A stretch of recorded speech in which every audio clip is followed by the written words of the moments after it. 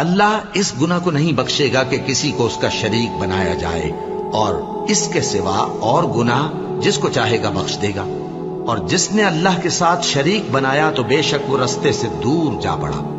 ये लोग अल्लाह के सिवा जो परस्तिश करते हैं तो कुछ देवियों की, और पुकारते भी हैं तो शैतान सरकशी को, जिस पर अल्लाह ने लानत की है। और वो अल्लाह से कहने लगा, मैं तेरे बंदों से गैरुल्लाह की नियाज दिलवाकर माल का एक मुकर्रर हिस्सा ले लिया करूंगा, और उनको गुमराह करता और उन्हें उम्मीदें दिलाता रहूंगा, और ये सिखाता रहूंगा कि जानवरों के कान चीरते रहें, और उन्हें समझाता रहूंगा, तो वो अल्लाह की बनाई हुई सूरतों को बिगाड़ते रहेंगे। और जिस शख्स ने अल्लाह को छोड़कर शैतान को दोस्त बनाया, वो साफ साफ घाटे में रहा।